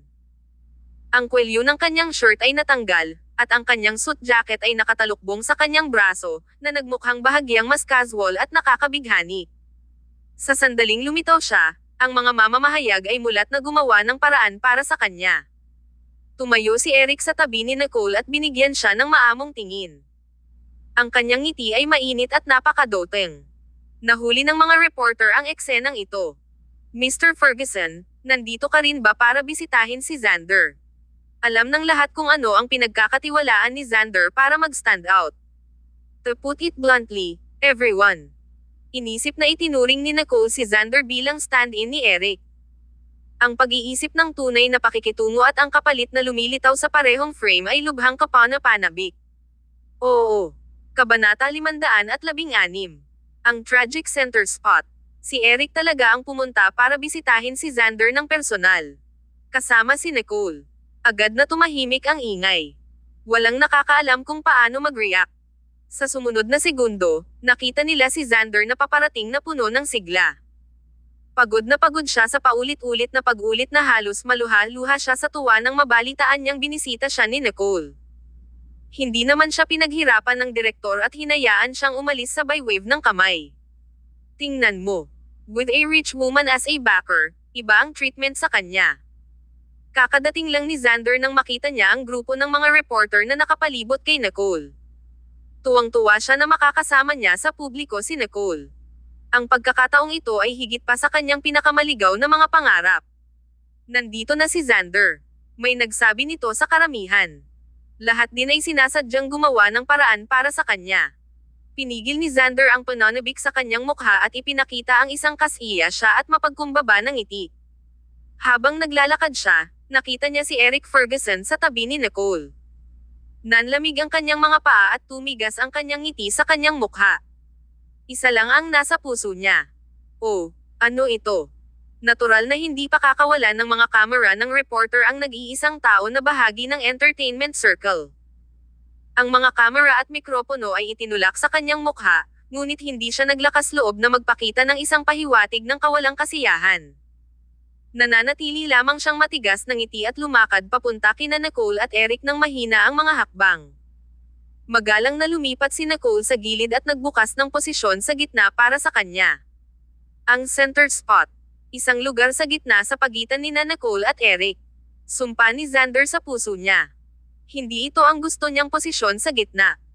Hindi naglakas loob na tingnan ni Xander ang mukha ni Eric dahil ang katawan ni Eric ay naglabas ng malamig at walang pakialam na aura na nakakakilabot at nakakatakot. Hindi rin siya naglakas loob na tingnan ang mukha ni Nicole dahil natatakot siya na baka patayin siya ni Eric sa kanyang titig. Ito ay pagpapahirap. Xander, ano sa tingin mo ang sabay-sabay na pagbisita ni President Nicole at President Ferguson? Sabik na tanong ng reporter. Naninigas ang ngiti ni Xander. Oh, ano sa tingin ko? Wala akong lakas ng loob na mag-isip ng kahit ano. Huminto si Nicole sa gilid at ngumiti kay Xander. Huwag kang kabahan. Relax. Agad na nakatutok sa kanilang dalawa ang mga kamera ng lahat. Ang isa ay isang mayayamang babaeng presidente, at ang isa ay isang batang aktor na kakadebu pa lang. Talagang kaakit-akit ang kaibahan sa paraan ng pag-aliw niya kay Xander. Nakagat ni Eric ang kanyang dila at sumulyap sa ibabaw ng matalas at mapanganib na mga mata. Ang sakit sa mata. Walang lakas ng loob na gumalaw si Xander kahit isang pulgada. Ngumisi lang siya ng matigas ang katawan, hindi man lang nagpapahinga. Talagang nasasabik ako na binisita ako ni na Pangulong Nicole at Pangulong Ferguson. He gulped and continued, of course, sobrang na-touch din ako. Bahagyang nagulat ang lahat sa medyo incoherent niyang pananalita at nervyos na ugali. Pagtingin sa mukha ni Xander na kamukha ni Eric, bigla nilang naramdaman na hindi siya katulad ni Eric. Nakatayo doon si Eric, walang ngiti, at isang sulyap lang mula sa kanya ay sapat na para malaman ng mga tao ang pagkakaiba niya sa iba. Kahit anong pilit ni Xander na gayahin siya, hindi siya katulad ni Eric. Si Xander ay mahiyain at natatakot, at ang kanyang mga mata ay puno ng tensyon at kasakiman. Kinagat ni Nicole ang kanyang labi na walang imak. Nakakahiya si Xander. Hindi niya talaga kayang humanga ang iba. Ilang walang kwentang salita pa ang sinabi ni Xander bago siya pinutol ni Nicole. Lahat, mangyaring bigyang pansin ang kanyang mga gawa. Kung itutuloy niya ang pagsasalita, ang kanyang kasikatan at mga tagahanga ay masisira niya. Ano pa ba ang susunod na mga gawa ni Xander? Huminto si Nicole at tumingin sa reporter. Maging si Xander ay hindi rin maiwasang makaramdam ng kaba nang tumingin siya kay Nicole. Napangiti si Nicole. Sa pagkakaalam ko, sa susunod na linggo, 3 pelikula ang bibida si Xander, magkakaroon ng guest appearance sa 4 na teleserye, magsushoot ng 6 na commercials at dadalo sa 12 event. Maaasahan mo ito. Kabanata 517. Masyadong biased. Lihim na nagulat ang lahat. Bagong dating lang si Xander, pero napakaraming resources ang nakuha niya ng sabay-sabay. Napaka-overwhelming talaga ng limelight niya. Natuwa siya noong una, ngunit nanigas ang kanyang likod nang malapit nang matapos ang mga sinabi ni Nicole. Bigla siyang nakaramdam ng kaunting kalungkutan. Pagod na pagod si Xander nitong mga araw na ito. Natutulog lamang siya ng 3 hanggang 4 na oras bawat araw ngunit kailangan pa rin niyang mapanatili ang mataas na estado ng pagpupuyat. Nasasabik siya sa mga mapagkukunang binanggit ni Nicole, ngunit napakabigat din ang pakiramdam niya. Mamamatay ba siya sa pagod? Napatingin si Nicole sa kanyang relo. Humakbang si Logan sa tamang oras at bumulong sa boses na naririnig ng lahat, "President Nicole, oras na para sa iyong appointment sa direktor." Lahat ay nataman ng isang realisasyon. Kaya pala andito para hindi bisitahin si Xander. Tumanggo si Nicole at naglakad palayo, hindi na nag-abala pang manatili pa. Halatang halata ang ugali niya. Wala siyang pakialam sa isinulat ng mga reporter. Hindi pa rin sila may post online. Sinundan din siya ni Eric nang walang dagdag na salita. Tumalikod si Xander para makadaan sila. Bahagya niyang iniyuko ang kanyang ulo, at kitang-kita ng mga reporter na naruroon ang paggalang sa kanyang kilos. Ang pagkakaiba sa pagitan ng tunay na pakikitungo at ang kapalit ay masyadong malaki. Pilit na pinipigilan ni Eric ang pangungutya sa kanyang puso. Ang kapalit na ito ay ganap na mababa. Walang paraan na mahilig si Nicole sa isang tulad ni Xander. Naabutan niya ito ng ilang hakbang at nakataas ang kilay. "Tapos ka na bang bisitahin siya agad?" Sabi ni Nicole, "Siguro sa ibang araw. Masyadong maraming third wheels ang nakakaistorbo sa amin." Ipinikit ni Eric ang kanyang mga mata habang sumikip ang kanyang dibdib, agad na nakaramdam ng pagkahilo. Bumalik si Nicole sa Stanton Mansion. Si Floyd ay umiinom ng tsaa at nanunood ng pelikula ng masaya sa drawing room habang si Tigger ay antok na antok sa gilid. Napalingon si Floyd nang pumasok si Nicole. "Balita ko nagpunta si Eric sa opisina para hanapin ka ngayon. Ito ay isang malaking kaguluhan, kaya kahit na si Grant ay alam ang tungkol dito." Tugon naman ni Nicole at hindi ito itinago. Napaawang ang labi ni Floyd. Kamakailan lang, may mga chismis na may engagement na inayos sa pagitan ng mga pamilyang Ferguson at Harrison. Alam mo ba ang tungkol dito? Hindi alam ni Nicole ang tungkol dito, ngunit hindi rin siya interesado. Gayunpaman, sinabi ito ni Floyd upang ipaalala sa kanya na ang mga paggalaw ng pamilya Ferguson ay nakaapekto sa takbo ng mga interes sa mundo ng negosyo. Ito ay isang paalala pati na rin isang babala. Wala itong kinalaman sa akin. Ang simpleng pangungusap ay naging malinaw sa kanyang paninindigan. Tumanggo si Floyd. Gaano man kagaling si Eric, ang pamilya Ferguson ay masyadong nakatutok sa mga agarang benepisyo. Hindi rin sila mabubuting tao. Maliban kay Eric, ang natitirang bahagi ng pamilya Ferguson ay may limitadong paningin. Maging si Old Master Ferguson ay nagbigay pansin lamang sa mga agarang tagumpay at pagkalugi, na medyo nakakadismaya. Alam ni Nicole na ang pamilya Ferguson ay hindi maghihintay sa kanyang saloobin magpakailanman. Hindi niya nais na magkaroon ng anumang karagdagang gawin sa mga Ferguson. "I understand. I'll maintain a good boundary." Iyon ang ibig sabihin ni Floyd. Natatakot siyang lumambot ang puso nito at muling masaktan. Labis siyang nagmamalasakit sa kanyang anak na babae. Umagang-umaga. Naging malamig ang panahon. Umaambon sa labas, at pamatak ang ulan mula sa mga ambi. Ang tunog ay nakakahipnotiko at gumagalaw. Buong gabing umikot si Nicole pero hindi nakatulog ng maayos. Hindi siya mapakali ng walang dahilan. Dahan-dahan siyang naghilamos at bumaba, ngunit ayaw niyang magmaneho. Nagkataon lang na nakita niya si Kai na umiinom ng isang basong gatas at nanonood ng entertainment news. Hinagis ni Nicole ang susi ng sasakyan sa kanya at bumulong, "Dalhin mo ako sa opisina." Umubo si Kai at walang ganang tumingin sa kanya. Hindi ba pwedeng bumangon ka ng mas maaga at sumama kay Grant? Pareho kayong Presidente Stanton, pero malinaw na mas masipag si Grant kaysa sa iyo. Nagtaas ng kilay si Nicole at nagkataon nang makitang bumalik si Floyd mula sa labas dala ang kanyang gamit sa pangingisda. Dad. Masama ang tingin ni Kay sa akin dahil late akong gumising at ayaw akong papasok sa trabaho. Nagtaas ng kilay si Floyd at nagbabala kay Kay. Gusto mo bang bugbugin? Tinadyakan ni Kay ang kanyang mga paa. Masyadong bias si Floyd. Masyadong biased. Hindi ba ako karapat-dapat din sa pagmamahal ng ama? Nakangusong itinaas baba ni Nicole. Matapos ang napakaraming taon, hindi pa rin naiintindihan ng kanyang ikatlong kapatid ang katayuan niya sa pamilya. Kabanata 518.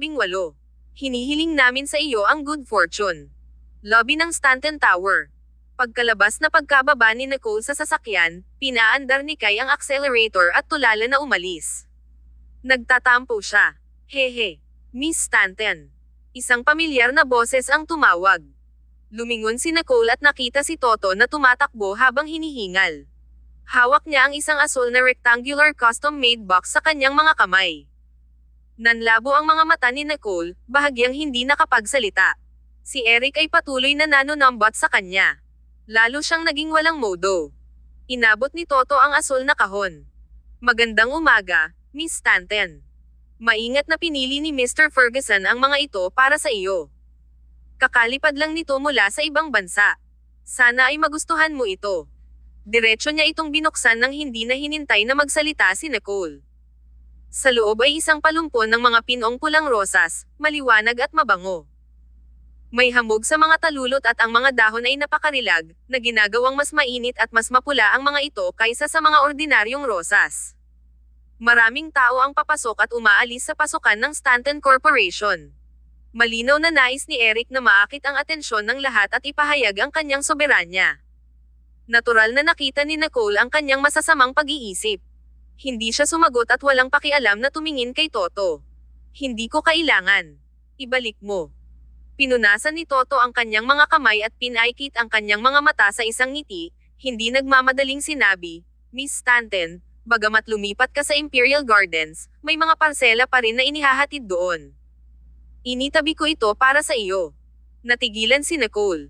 Muntik niyang makalimutan na marami pala siyang binili noong nasa Imperial Gardens siya dati. Salamat, Toto. Lumambat ang boses niya, hindi na kasing lamig ng dati. Ikinaway ni Toto ang kanyang kamay. Huwag kang masyadong magalang.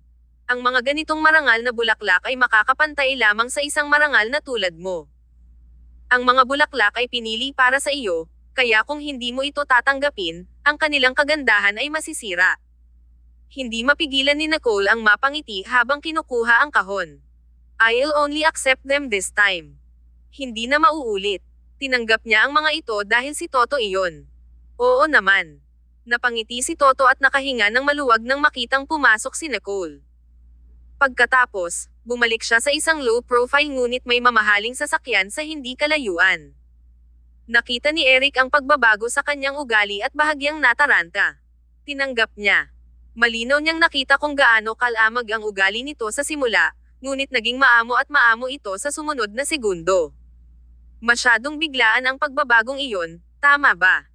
Oo, tuwang-tuwa si Miss Stanton nang mabalitaan niyang galing sa iyo ang mga bulaklak. Sabi ko sa iyo, kailangan mong magpadala ng mas maraming regalo kapag nanliligaw ka sa isang babae. The more the better. Isang ngiti ng relief ang ipinakita ni Eric. Ang kanyang kumpiyansa sa sarili na ibinagsak sa lupa kahapon ay biglang umahan muli. Ipapadala ko sila ng personal bukas. Naninigas ang mukha ni Toto. Pero, busy ka talaga. Gumalaw ang mga mata ni Eric habang mahinahong sinabi, I can make time for this. Walang lakas ng loob na magsalita si Toto. Natatakot siyang baka mabigla si Eric. Hindi pa umaandar ang sasakyan nang magsalita ang driver. Nako, may dumating na ibang tao para magpadala ng bulaklak. Ang mga salita ay nakakuha ng atensyon ng lahat. For some reason, nakakuha si Nicole ng pangalawang bouquet ng bulaklak ngayon bago pa man siya pumasok sa opisina. Ito ay isang palumpon ng malambot at banayad na puting rosas, puno ng kasariwaan at kadalisayan.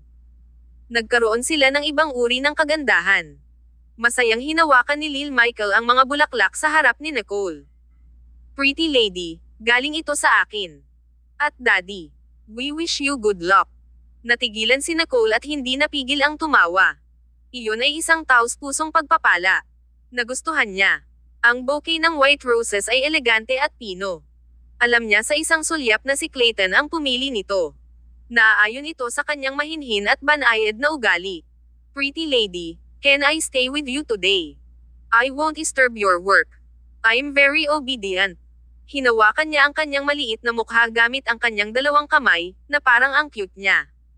Hindi napigilan ni Nicole na guluhin ang kulot niyang buhok. Siyempre naman.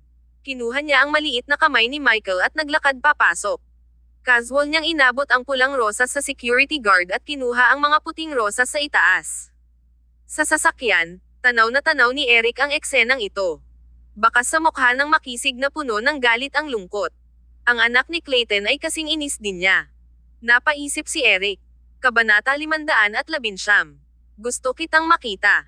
Inabot ni Nicole si Lil Michael kay Logan at dumiretso sa conference room para sa isang meeting.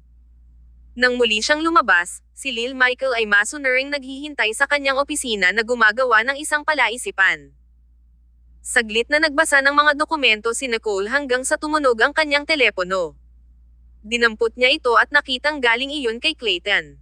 Sinagot niya ito. Mr. Sloan. Miss Stanton, pasaway ba si Michael? Malumanay at mahinahon ang boses ni Clayton na may mapang-akit na lamang na nakakabit sa kaluluwa ng isang tao. Tumigil sandali si Nicole bago bumalik sa katinoan. He's very well behaved. He's doing a puzzle now. Isang mahinang tawa ang pinakawalan ni Clayton. Nakipagsabuatan siya sa yaya at bodyguard para laktawan ang klase at tumakas sa bahay.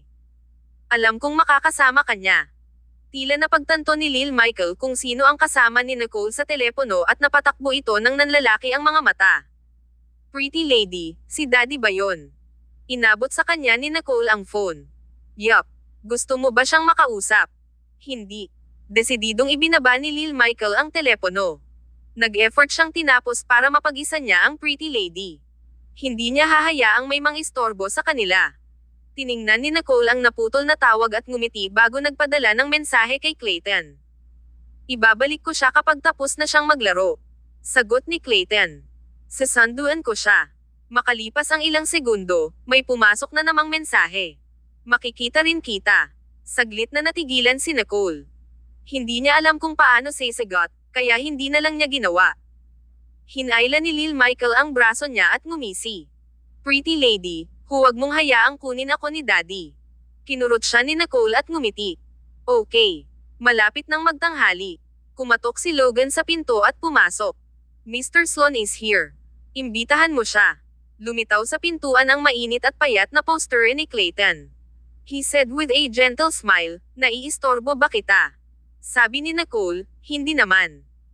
Napasulyap si Clayton kay Lil Michael, na naglalaro ng puzzle na may haba na 10 talampakan sa isang open space sa opisina. Mukhang ang saya-saya niya. Likas na ngumiti si Clayton at lumingon kay Nicole. Gusto mo bang sabay tayong kumain? Huminto si Nicole at walang malay na tumanggi. Hindi, may appointment ako mamaya. Lumalim ang ngiti ni Clayton at tumingin kay Michael. Michael, yayain mo ba ang pretty lady sa isang pagkain sa ngalan ni Daddy? Sa wakas ay itinaas ni Lil Michael ang kanyang ulo. Okay. Hanggat makakasama niya ang pretty lady, kaya niyang tiisin kahit na sumama ang daddy niya. Sabi ni Michael, pretty lady, lalabas ka ba para makipag-date sa akin? Nagdilim ang ekspresyon ni Clayton. May date. Ang batang ito ay nangangailangan ng palo. Kung ayaw kumain ng pretty lady, edi hindi rin ako kakain, at hindi rin kakain si Daddy. Hayaan mong mamatay si Daddy sa gutom. Hindi nakaimik si Clayton. Kung hindi kumakain ang lahat, bakit ako lang ang mamamatay sa gutom? Ilang segundong nag-alinlangan si Nicole pero hindi talaga napigilan ang adorable na mukha ni Michael pati na rin ang nagbabagang tingin sa kanya ni Clayton. Pilit siyang ngumiti. Sige, ipagpaliban ko muna ang appointment ko. May mga plano na si Nicole, ngunit hindi ito mahalaga, kaya sinabi na lang niya kay Logan na ipagpaliban ang mga ito. May magandang restaurant sa malapit. Hindi sila pumunta sa isang pribadong silid at umupo malapit sa bintana na sa halip ay may maliit na ugoy. Halatang handa si Clayton. Isang maliit na bouquet ng baby's breath ang biglang lumitaw, at iniabot niya ang nagniningning at magagandang bulaklak. May isang matandang babae na nagbebenta ng bulaklak sa pintuan, kaya naisip ko na lang na suportahan ko ang kanyang negosyo. Simula nung sinabi niya yon, hindi na nakatanggi si Nicole. Gayunpaman, kinuha ni Lil Michael ang bouquet para sa kanya sa isang half. Siya ay mapagbantay at maingat. Daddy, walang matandang babae na nagbebenta ng bulaklak sa pintuan. Hindi dapat magsinungaling ang mga matatanda. Ang malalim na tingin ni Clayton kay Lil Michael ay labis na galit. Paano ako magpapalaki ng ganyang anak? Naghinala na ngayon si Lil Michael na ang kanyang daddy ay wala ring magandang intensyon sa pretty lady. Hindi talaga siya tinulungan ni daddy na habulin siya. Gusto siyang habulin ni daddy para sa sarili niya. Nagkatitigan ang mag-ama na nanlalaki ang mga mata. Napakapaglaro ng kanilang mga hitsura, kaya't ang kapaligiran ay nakaka-relax at kaaya-aya. Nakatuon si Nicole sa pagbabalat ng hipon at tumangala para makita sina Quinn at Ivy. Ikaw, may anak ka pa. Kabanata 520. Masasamang madrosta. Medyo out of place ang gulat na reaksyon ni Quinn, at matinis ang boses, kaya nakuha niya ang atensyon ng maraming tao. Maamong tumayo si Ivy Harrison sa tabi ni Quinn Ferguson, tahimik at masunurin na parang nagpapanggap na isang ostrich. Sa sandaling makita niya si Nicole, bakas sa kanyang mga mata ang malabong excitement at hinanakit. Hindi nilingon ni Nicole si Ivy. Dahan-dahan lang niyang itinaas ang mga mata at sumulyap kay Quinn. Hindi niya ipinaliwanag ang sarili dahil hindi siya mapakali kay Quinn. Napagtanto ni Quinn na nawalan siya ng katinoan at nagmamadaling bumalik sa kanyang katinoan. Ang lalaking nakaupo sa tapat ni Nicole ay nakasuot ng mamahaling damit at may kat-Angie tanging ugali, at ang kanyang mga galaw ay regal. Ang bata ay pinalaki ng maayos at may magandang asal. Kahit na ang paraan ng kanyang pag-uugali na petulantly ay hindi nagmamalabis. Sa kasalukuyang pagkakakilanlan ni Nicole, tiyak na hindi pangkaraniwan ang mga taong nakilala niya. Gayunpaman, hindi pa rin maiwasan ni Quinn na mapamura. I was mistaken. Nicole, is this your boyfriend? Tumingin siya kay Clayton na para bang isa siyang elder. Ayon sa etiquette, dapat tumayo si Clayton at batiin siya. Gayunpaman, iniimbestigahan na niya ang mga tao sa paligid ni Nicole, kaya alam niya na ang babaeng nauna sa kanya ay walang sino man kay Nicole.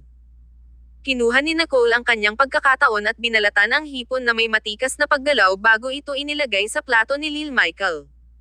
Lumingon siya kay Quinn. Malamig ang boses niya. Do we know each other well? Kailangan ba kitang ipakilala? Naging pangit ang ekspresyon ni Quinn. Nakakadiri talaga si Nicole kahit kailan. Maingat na hinailan ni Ovi ang damit ni Quinn. Tita, huwag na nating istorbohin ang date ni Miss Stanton. Punta tayo doon, ha? Sumulyap si Quinn kay Ivy at lalong nasiyahan sa kanya. Ang kanyang manugang na babae ay maaaring magkaroon ng isang katamtamang background ng pamilya, ngunit kailangan niyang magkaroon ng magandang ugali. Tinapik niya ang kamay ni Ivy at nakangising tumingin kay Nicole. Nicole, kung may boyfriend ka na, bilasan mo at ilayo mo ang mga gamit mo sa Imperial Gardens. Huwag mo nang subukang magkaroon ng paa sa magkabilang kampo. Kung hindi, mauuwi ka sa wala. Nagdilim ang tingin ni Nicole, at malamig ang ngiti sa labi. Bago pa siya makapagsalita, isang malamig na tawa ang pinakawalan ni Clayton sa mesa. Ang kanyang boses ay kalmado at malamig, at ang kanyang mga mata na naging mainit ay may bakas ng nagyayelong lamig. Miss Stanton has always been particular with her tastes and won't put her foot in just any camp, especially lousy ones.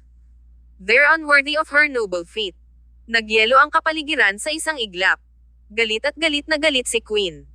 Wala kang karapatang magsalita. Sabi ni Nicole, wala ka ring karapatang magsalita. Dahan-dahan at metodo niyang kinuha ang wet wipes at maingat na pinunasan ang kanyang mga balingkinitang daliri. Forget it. Nicole, nabalitaan mo na ang engagement ni Eric, di ba? Walang magandang ending para sa mga babaeng masyadong matigas kumilos. Nabawasan ka pa sa paghahanap ng lalaking may anak. Kaso, dapat mong pahalagahan. Sinulyapan ni Quinn ang maliit na bata, na tinitigan siya ng malalaking bilog na mga mata at nagpout sa galit. Malalim ang tingin ni Nicole. Mrs. Ferguson, dapat mong pahalagahan ang iyong buhay sa halip. Bagamat hindi masyadong naintindihan ni Lil Michael ang ibig sabihin ng mga ito, nakikita niyang galit ang kanyang ama, ibig sabihin ay masamang tao ang matandang babae na ito. Hindi napigilan ni Lil Michael na mapaungol ng malamig. Pretty lady is a princess. Bad old lady, bawal mong i-bully ang prinsesa ko. Ngumisi si Queen. Siya ang magiging masama mong madroste sa hinaharap. Sa isang iglap, parehong dumilim ang ekspresyon ni Nicole at Clayton. Ang kapaligiran ay stagnant at malamig. Walang lakas ng loob na magsalita si Ivy sa gilid, pero napagtanto niya rin na mali ang sitwasyon. The next second, nilabas ni Nicole ang phone niya. Nakahanap siya ng numero at dinial ito. Wala pang isang ring na sagot ang tawag. Nicole. Hindi maitago ni Eric ang gulat at saya sa tono niya. Nilagay ni Nicole ang tawag sa speakerphone. Hindi maipaliwanag na nakaramdam ng gulat si Queen nang marinig ang boses ng anak.